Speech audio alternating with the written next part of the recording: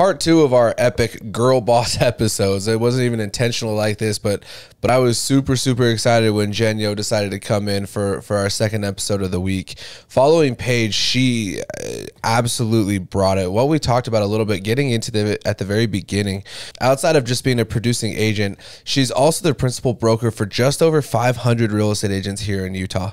And so we took the first 10 or 15 minutes of the show and we talked through what makes a really good real estate agent and who she would personally hire if she was looking to buy or sell her house. Then we kind of jumped into what it looks like in her everyday life with running her business, in addition to those 500 agents, but also talking through what it looks like for her business personally as a producing agent. Super excited for you guys to hear this episode because Jen absolutely brought it and it demonstrates why you should hire her as an agent.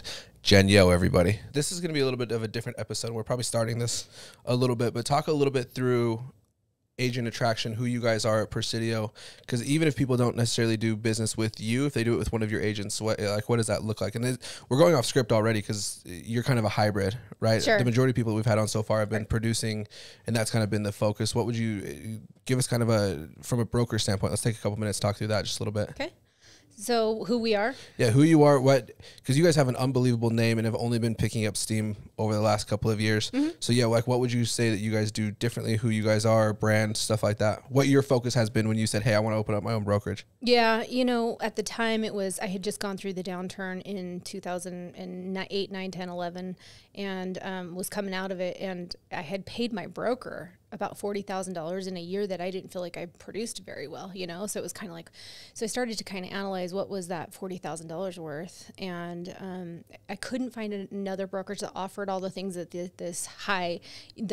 corporations offer, and still take way less than what some of these, what you felt like should have been taken in 2009. Yeah. So in 2011, I decided just to create my own brokerage, and that's what I did. And another part of that was at my brokerage, there were some people that I felt they went to prison for loan fraud. Wow. And I was kind of like, these are my colleagues, these are people I look up to. And so I started the company with the motto of raising the bar. And I was really serious about it. So were you planning on it being as big as it is? I think that's always an interesting question. Like, I talked to my dad about Edge, and it's like, when you started it, this probably wasn't your vision to have, you say 5 offices? We have 15. Excuse the hell out of me. My fault. I did poor research getting into this. Jonah, you're fired. He's like, wait, what? Don't you know who I am? Yeah. My apologies. No, I don't know where I got 5 from. So you guys are at 15 offices now. Like, what? It wasn't supposed to be that, probably, right? No, it wasn't. In fact, we were just kind of a local brokerage for a while, and until probably about 3 years ago. And I kind of hit this space where it was like, I either scale or shut the doors because as a flat fee brokerage, you don't make a ton of money, right? Yeah. And so I wanted to keep the integrity of it and keep it small because a lot of the agents loved that. Yeah. But like the feeling and the vibe. Yeah. Yeah. So, but in the same sense, I felt like if we grew in other branches and still kept this family vibe in each branch, you could really still accomplish the same thing. How do you do that? How do you scale and still maintain that family vibe, family feel? Because even as an agent, I would say like the things that were really important to me when I got started in the business, it's hard to maintain some of those things the busier that you get. Yeah, for sure. Well, as a principal broker, as a broker, a lot of the reasons people come to your company is because of you. And so what we did is we went out and looked for brokers that already had agents that really loved them and followed them and asked them to open up a branch for us. And so that's how we started to, open up the 15 branches we have. And, what they are able to keep the culture in their office because, that's why people are there. They love being around this person. They see them as someone to look up to, those types of things. And so that's kind of how we keep that culture. Yeah, and that's, like I said, that's something that's really, really difficult to do as you scale. Yeah, totally. Right? Yeah, I have to be there all the time. Yeah. It's exhausting, but in the same sense. And I think it probably also takes even more, correction's a strong word, but it takes more diligence on your end, making sure that the things that you started with when it was one branch are felt in 15 different offices in 15 different cities and 15 different locations, right? For sure. But, even my agents at other branches call me all the time. I had a conversation with one of my agents in our South Jordan office the other day. And I think that's just, we have a family Facebook page and they see me often. And so I think they feel as though, even though they're under another broker's branch, they can still reach out to me and talk to me. So do you know who Bill Pipes is? I don't. So he's actually the one that connected me and Chris. He coaches a bunch of high performers, I guess is the term that he uses. And he's coming on the show Friday, and we're going to ask him kind of the same question, but I would love to get your feedback on it. What would you say if you were getting ready to hire your own real estate agent? Now, like, you've interacted with the best of the best and the worst of the worst. What do you think are one or two things that if you were looking as a buyer or a seller, characteristics that you would look for in an agent right now?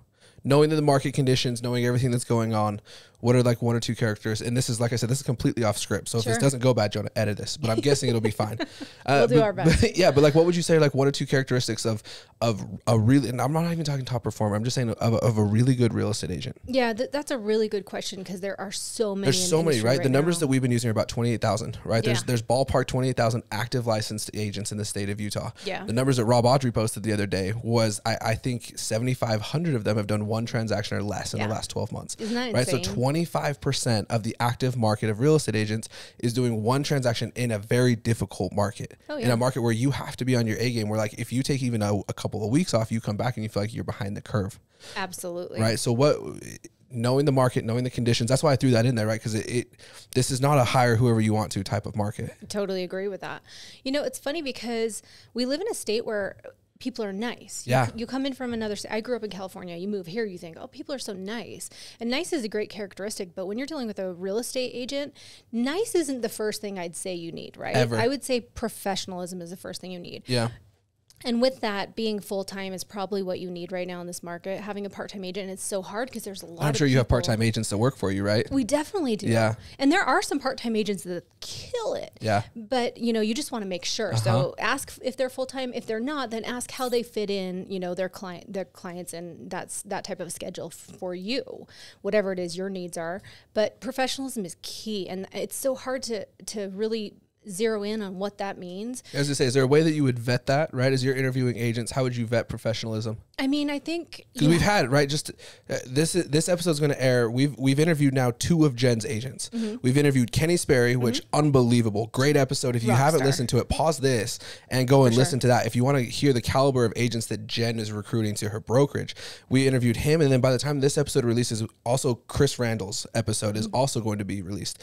Those are 2 unbelievable, high performing, great agents that I think I would enjoy working with, right? So we know what we're talking about. Jen knows what she's talking about when she's talking about this. So zero in on what that looks like. What is because obviously you know how to hire it, right? So how would you hire it if you were a buyer or a seller? Yeah, I think I'd look at all their marketing and what they plan on doing, because for the last 2-3 years, it's been throw a sign in the yard, we get it sold, right? With multiple offers above Absolutely. ask. Yeah. And it's not that market anymore. And so how are you going to work? Show me what type of marketing ideas you have, and how creative are you? Is if you're a seller, right? Yeah. And then show me what's worked in the past for you. Show me your history. Show me who you've been as a realtor, and be able to convey that in a way that says, you know, I list properties. It's not you're my first one all year long mentality, right? Yeah. And even if it is your first one, then let's talk about how you're going to get my house sold, right? Is there a certain level of production that you would look for?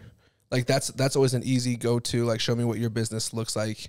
You know, it's funny because I had a client come in yesterday and was talking to me about one of my agents that she's fairly new in the industry, but she kills it. And she actually was our rookie of the year last year.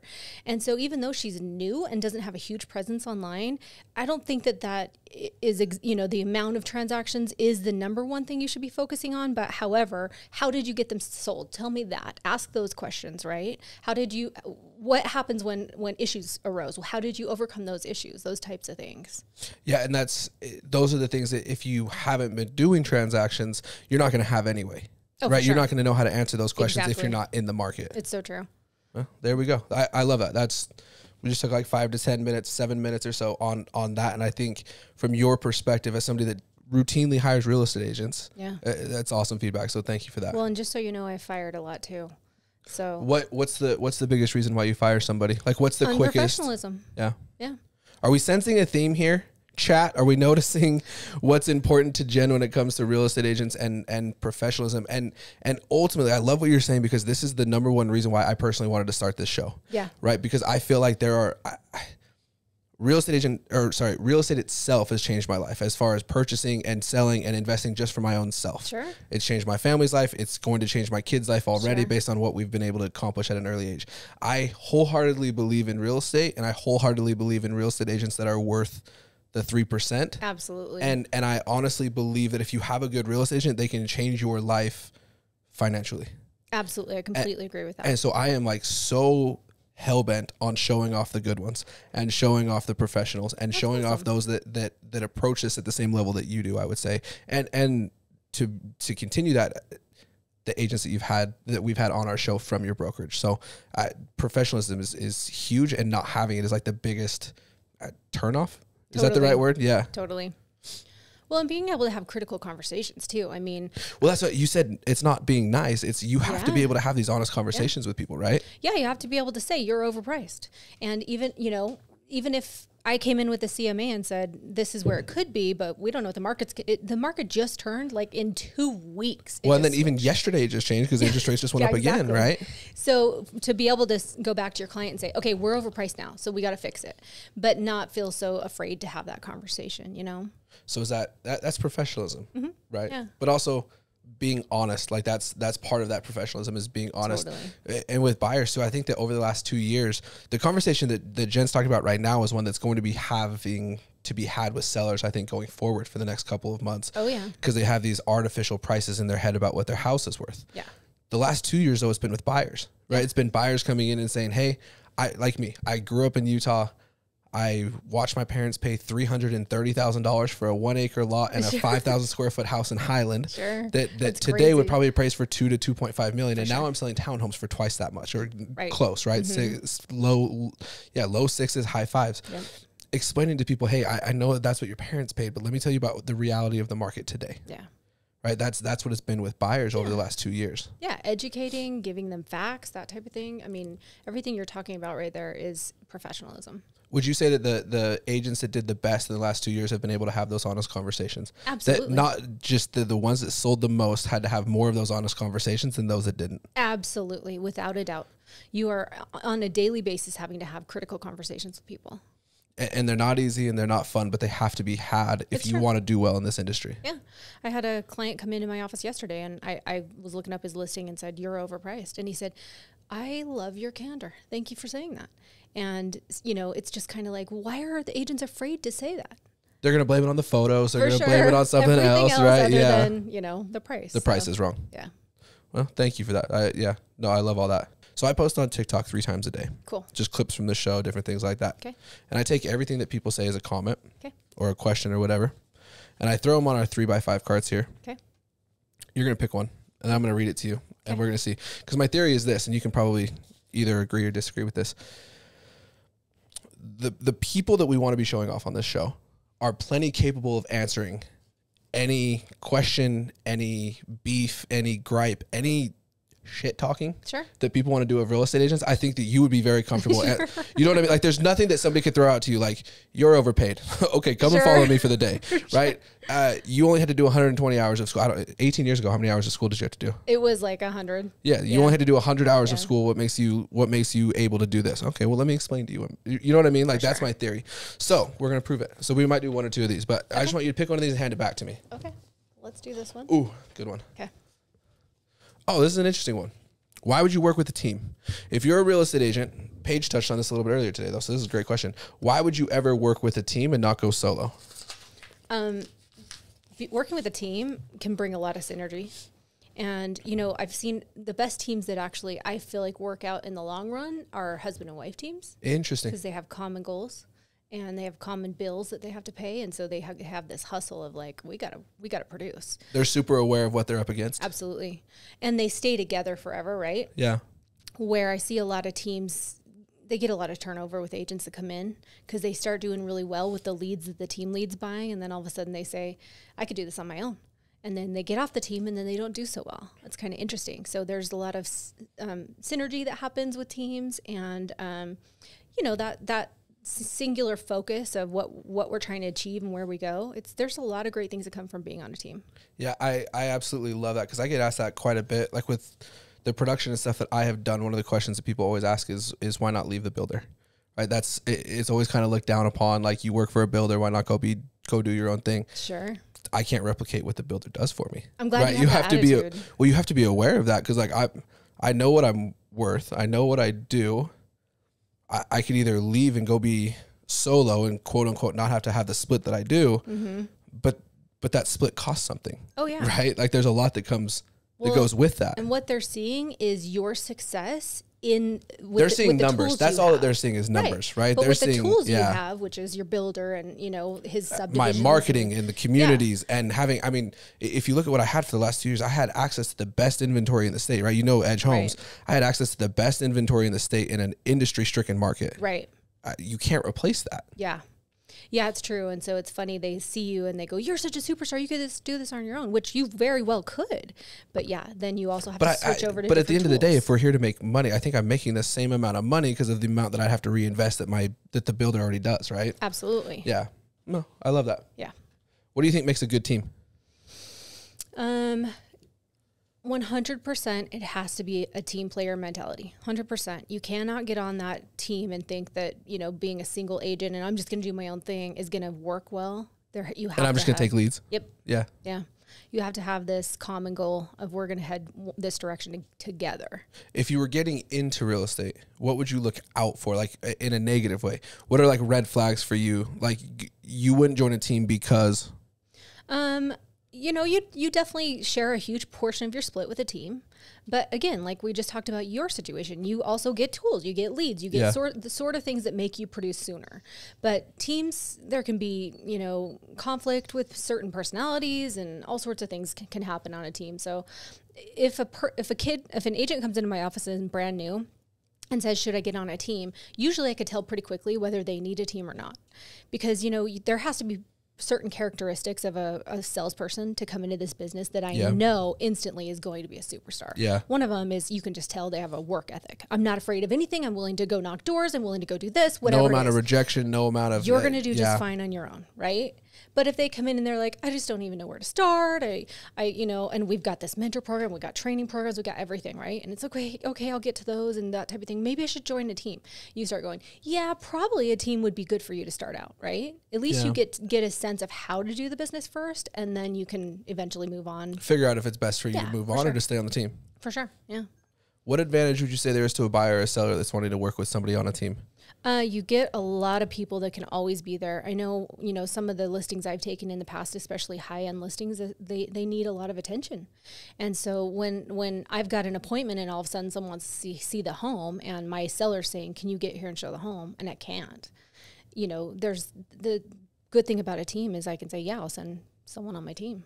And it's somebody that you already know and you already trust and you're not having to like play from behind, right? For sure, yeah. You get a bunch of real estate agents for the same price. Which is always a better thing. Totally. Yeah. So let's get into it just a little bit because we want to hear your story just a little bit. And I've had a lot of fun. I'm sure you already know this, but I'm still learning. It's really interesting to see where people were when they started in this business and what kind of pushed them into real estate and why real estate draws a different crowd. There's no rhyme or reason for background. There's no rhyme or reason for who they were before. So it's been a lot of fun to kind of see who they were, what pushed them into real estate, and how that still applies to their business today. So you said you've been in 18 years now. 18 years. Where were you 19 years ago? I was at a PR firm at a high-tech PR firm, sorry. And do you want a water? No, I'm good. Okay. And I had a friend that was working there with me, and she went and got into real estate, and she said, come get in real estate. And I loved my career. I was like, well, I have a great career. I get paid well. Why would I do that? And she kept begging. And she finally said, just get it and do it on the side then. And I was kind of one of those people that I don't do anything other than 100%, right? Yeah. So it was a little bit hard for me to do that. But then I thought, well, maybe I could do that on the side. I'm so entrepreneurial. I was like, well, I could do something else. And so I got the license, started doing it on the side in with Utah? her. Mm-hmm. Okay. Yeah. Started doing it on the side with her as a team, her and I. And we sold 5 homes quickly. And then she decided to get out of the business. And I was like, you got to be kidding me. That guy just did the 100 hours of school. Exactly. And I was just like, I'm not a quitter. So I just took it from there. And I learned to love it. My first transaction, I just fell in love with watching the buyers, find a home and buy it. And it was just the greatest, interaction with people. I loved it. What was your involvement with real estate before? Had you bought a house? Had you done anything like that? Like, was there ever another time in your life where you're like, oh, maybe real estate? Yeah, for sure. When I first bought my home at age 20, I was... Oh, you were a kid? Yeah. I was like 23 when I bought mine. Hey, that's like, still young. Yeah, but there's very few people that I've talked to that are like, oh yeah, I was 20. I'm like, oh. Yeah, I was 20 and bought my first home. And why? Why? Why? 20-year-olds aren't thinking like that. I think I was. Why? There's no way I was going to go rent. To me, that seemed lesser, right? Like, I'm not going to be a renter. I'm going to go buy, right? And so... What did your parents do? My dad, he was an engineer for the government. He worked really hard work ethic. And my mom... Was that part of it? You're like, I watched my dad work Totally. for his entire life. Totally. Yeah. Such a hard worker. And my mom, same way. She got her psychology degree and she was such a hard worker. And so I learned that work ethic as a kid and went into life just thinking I can do so much better. So you're 20 years old. You buy your first house. Mm-hmm. Are you in school at the time? Yeah. I was at UVU. UVSC It was UVSC at the time. Yeah. Utah Valley State College at the time. Yep. Studying? It's computer science and marketing as my minor. So then you buy your house, you graduate, your friend says, hey, come and buy. Yep. Or sorry, come and be on my team. Yeah, come get licensed and be on my team. Yeah. And then you just fell in love with it. Yeah, loved it from day one. It was like, gosh, this is really fun. So what part of it was like the first part where you're like, oh, okay, this is pretty cool. Right? I remember I was like, so I don't know anything different other than Edge, right? That's all my experience. That's all my background. I never thought I wanted anything to do with real estate, right? Watching my dad go through the recession, like I was 12 years old, 15 years old, and I'm like, not doing that. Like I'm good. I'm gonna go do something. Yeah. And so when I was 18, I was doing signs, right? I was in charge of putting all the hangman signs out in front of all of the Edge homes, right? Well, if there was ever not a model home agent there, I had keys, so I would just let buyers walk through, right? And that was kind of the first time where I was like, oh, this is pretty cool, right? This is pretty cool. And then everything kind of spiraled downhill after that, right? But like getting to watch people figure out where the Christmas tree goes and watch where the kids are going to be raised and see what the backyard's going to feel like, that was the part that I think hooked me in quickly. Yeah, for sure. I mean, just the way my first buyer was a first time home buyer, and the way they ate out of the palm of my hand. Sorry, how old were you when you started real estate then? 27. Yeah. Okay. So the way they ate out of the palm of my hands of the knowledge I had, and it was so limited at the time because I was so new, I felt this huge responsibility to really know this business backwards and forwards when I was dealing with people that were buying and selling homes. And so it was great. I loved that feeling. Like, they trust me. They know that I know what I'm doing. And that really, drove me to even do more and learn more and make sure I understood this business backwards and forwards. Yeah, that's kind of a scary feeling though too, right? Oh yeah. Like you understood, maybe because you bought your first house when you were 20, but this is a big purchase for most people. Oh yeah. Right. Yeah. And you have to take it seriously to a certain level. Oh yeah. Well, and it's funny because before I was at the PR firm, I was selling RVs, like big, huge toy haulers and stuff. And I kept thinking, well, selling cars essentially is the same thing as selling homes, until I got into selling homes. And then I realized it is completely different. What would you say is the biggest difference that you noticed quick? It's not a sales job. It's 100% a customer service job. It's trying to help clientele figure out what it is they need, right? Not, this is the home for you, you got to buy it, like I would with an RV. This is the RV for you, right? Yeah. And so total different game. Kind of just like trying to check the boxes until they find one that they like, and then you go, right? That's RV sales. Selling houses is different. Completely different. Yeah. It was customer service. It was, I'm here to help you figure it out. You want to get into those homes? Let's get you into those homes. So you approach that very first sale, that first time home buyer, and you realize the responsibility of it. And you probably realize too, more than at least this is how I feel. You realize, and you said it yourself earlier, how much you didn't know, right? And you all of a sudden you're like, I had a very limited knowledge. How did that impact your business going forward? Well, I immediately went to the MLS and printed out every single form on the MLS. And I think I had a stack about 5 inches thick. For those of you listening at home, what percentage, right? You sell a lot of houses, you and your brokerage. You guys sold how much last year? $1 billion. Thank you. That's the number we use for Kenny. So I'm really glad that you did push that billion. $1 billion with a B. Mm-hmm. How many of those forms go largely unused? Oh gosh, 80%. 80 to 85% of those forms never get touched, but you printed them all off. Printed them all off. I read every single line, and at the end of the paragraph, I would summarize what it meant. And if I didn't know the answer, why? I had to know. I had to know everything that I needed to know out there so that my clients had someone that they could trust. And so it was all about, I didn't want to go into it and fake it till I made it. I wanted to go into it and know it. You know what I mean? I want to understand it backwards and forwards. So when they asked me a question, I had the answer. And so it was something, a portion of me that just wanted to be the best I could possibly be in this business. And not even necessarily to compare yourself to others, because we're 13 episodes, 14 episodes in right now, and no one's ever said what you just said. Yeah, sure. Right, so I'm guessing you weren't doing it to compare yourself to others. Not at all. I felt this huge responsibility to be a great agent for the clients, which is why our motto at Presidio is raising the bar. Like, we want agents, we train 4 days a week that are educated, they know what they're doing. The clients deserve that. They don't deserve someone that just has a license, put 180 hours in and has a license. Yeah. They deserve someone that really knows what they're doing. Well, and yeah. I'm not even going to add to that, because I think that right there, like I said, that's why I started this show, is because I want people that are watching, and my goal is to help you get more clients from this show, right? I want people that are watching to say, like, okay, she's different. Sure. She has something else, because there's not a lot of real estate agents that take this as seriously as you do. Sure, yeah. Right, and it's that's true. But I love what you said, because it's a responsibility that you feel, and I think it's you still feel that. Oh, 1,000,000%. Because you're still very actively selling houses. I am, yeah. There's not a lot of money in a flat fee brokerage. And so I sell homes actively. I have 5 listings right now. And so it's definitely something that I do to make my own income as well. So what would you say is jumping in, you sling those first 5 houses, and obviously you don't necessarily have your business practices set, but you had certain things that you were doing right. What would you say that you do differently today, and what would you say has kind of largely stayed the same? I think staying educated has stayed the same. But I would think, my experience is completely different. I feel like I've seen just about every scenario, which is what makes me a good principal broker. Like, my agents can come to me and I can go, okay, this is how you solve that. Right. So I definitely think the experience has changed drastically. So. And what would you say that you guys still put the same, or you at least still put the same focus on knowing everything out there? Oh yeah. So when people come and interview to be at Presidio, and agents do, I flat out say to them, I haven't looked up your numbers. I never do. I don't care about how much you sold. I don't care how much. Because that can change, right? That can change really quickly. Absolutely. Yeah. I've seen people that do 21 year and 4 the next.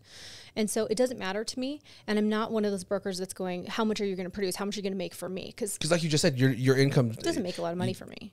That's not what you're living and dying on, right? Right. No.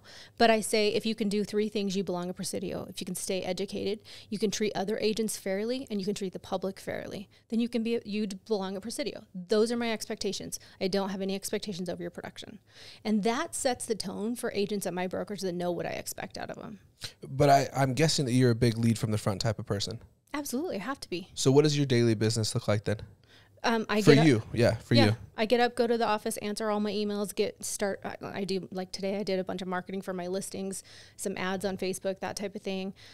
Set up for a broker open next week, tried to get some window washers for one of my other listings. You're constantly working on your own business, but in the meantime, I had an agent come in and ask me a bunch of questions on her up and coming listing. I sat with her for 25 minutes.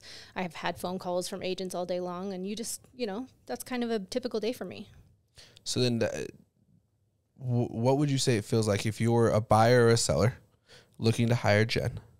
What do you want them to know about that process, and what does that process feel like for them? Well, for one, I think we're in the business of contracts. And so I think contracts really scare people. Especially in the last 2 years, yeah, right? In the last 2 years, I haven't seen as manipulation. Is that the right word?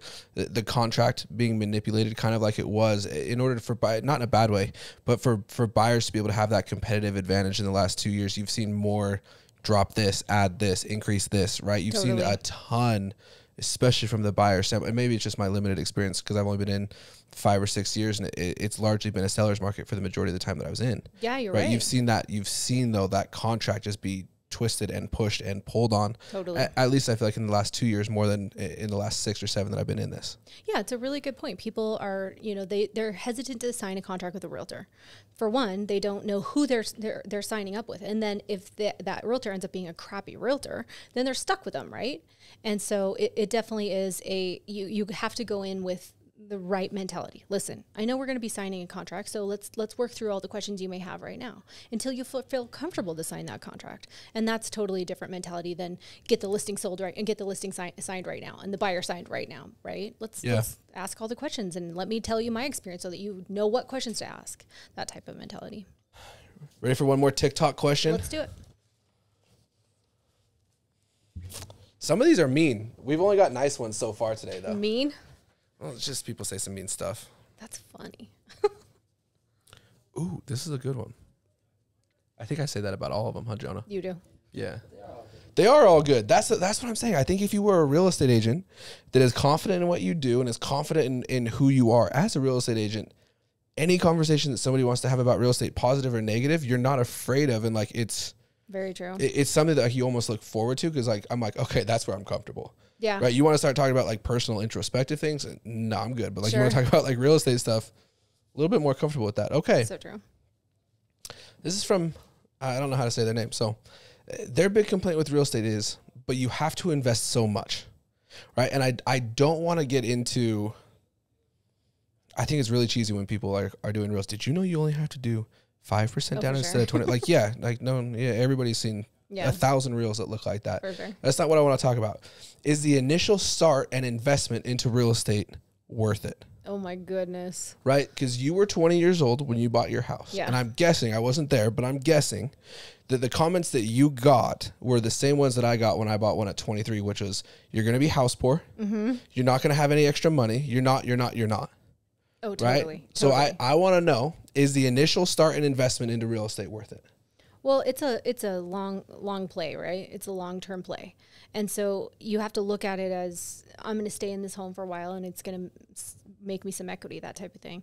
And every single investment I've made into real estate has made me a lot of money. Have you ever regretted a real estate purchase? Never. In fact, I've regretted ones that I negotiated too hard on and didn't get them. And you missed. It's kind of like the girl that got away, the house that got away, right? I put an offer on a house on St. George Golf Course, right? And I wanted that so my husband could walk out on the 9th hole every morning. And you can tell she's still a little bitter about it. I'm so sad. You still remember it vividly. Today it's worth twice as much as I was trying to negotiate down on it.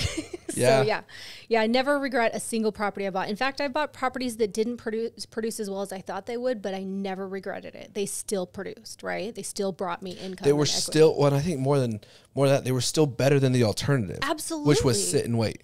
Or pay someone else's mortgage. Absolutely. Mm-hmm. Yeah. No, I was having that conversation with a friend the other day. I think I'm 20. I just turned 29. I think I'm up to like 12 or to 15, somewhere in there. Purchases, sales, all that stuff for myself. And I've Good never. job. Oh, thank you. I mean, if you're in it every day, like you kind of need to, otherwise people are going to judge you. Sure.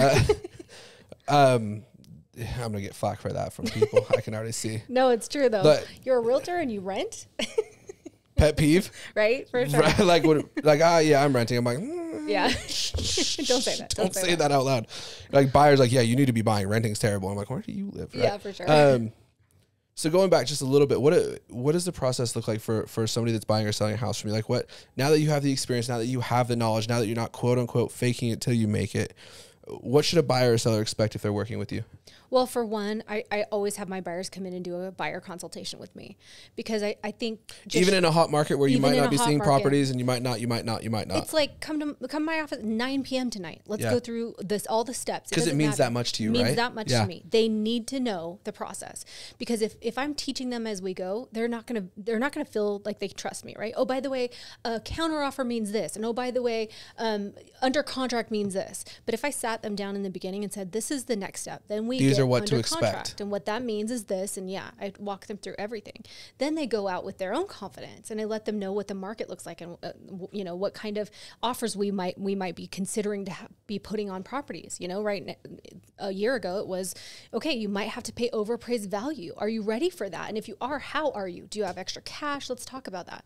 And so addressing those all up front, having those critical conversations, absolutely, gets the buyer in the right mind frame, and it also saves me time. I think it allows you to adjust and correct, right? Totally. If they're coming in saying, this is what I want to buy, you're going to have to say, okay, I either need more money, we need a cosigner, Yep. we need something, right? Absolutely. They're actually ready. Just a pre-approval letter is not the only thing No. you need, right? You really need to have them mentally ready and all sorts of things. So having those conversations, same thing with my listings. Sit down with them, and I've been at a listing presentation for 3 hours before.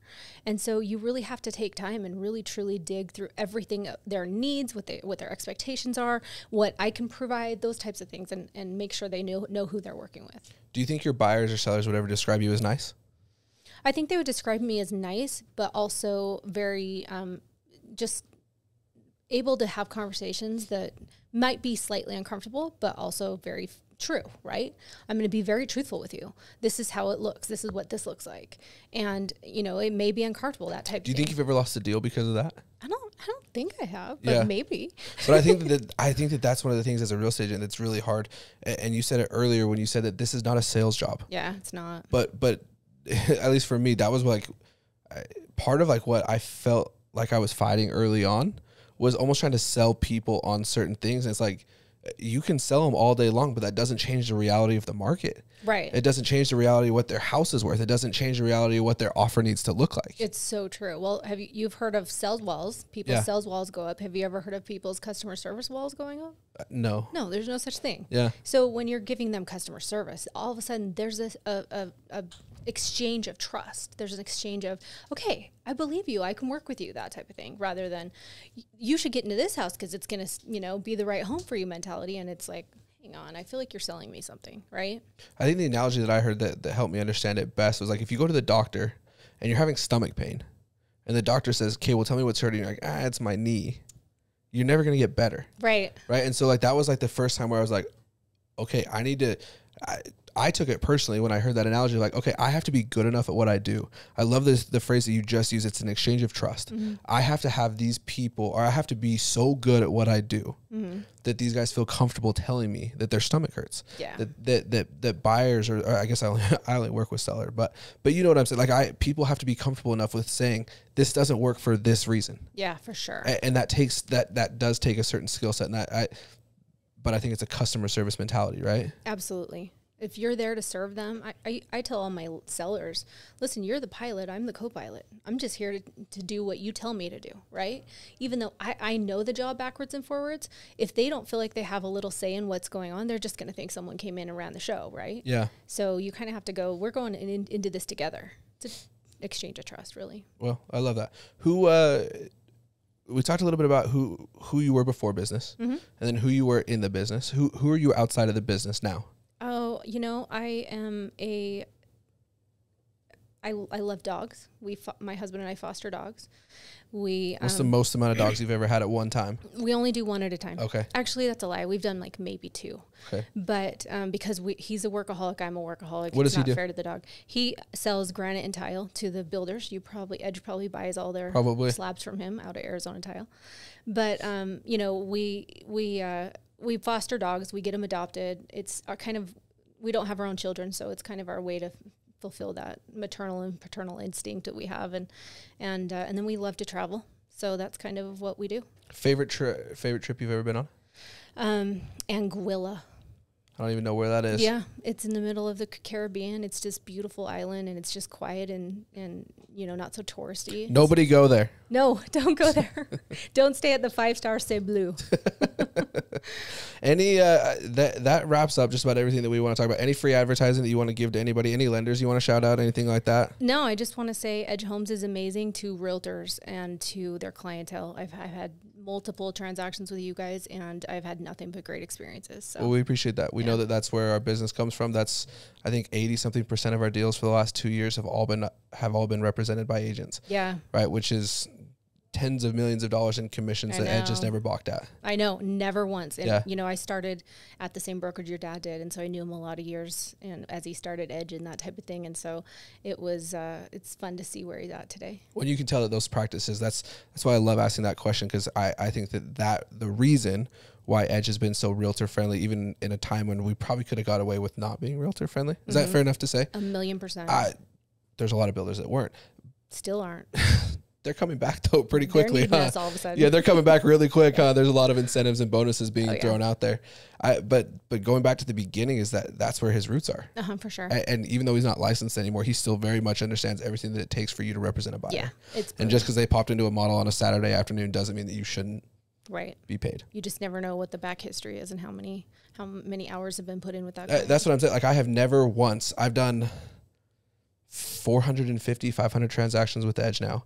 And I've never once turned in a buyer broker agreement. I've never once had a commission dispute like that, which says amazing. A lot, which says a lot about the company. True. I totally agree. Well, we appreciate the shout out. Yeah, for sure. And we appreciate you coming on the show. Honestly, you've been awesome. A great time. The insight that you brought from a broker standpoint about what you should be looking for in an agent, I think is huge. So thank you. I appreciate it. Thanks for having me on. Of course.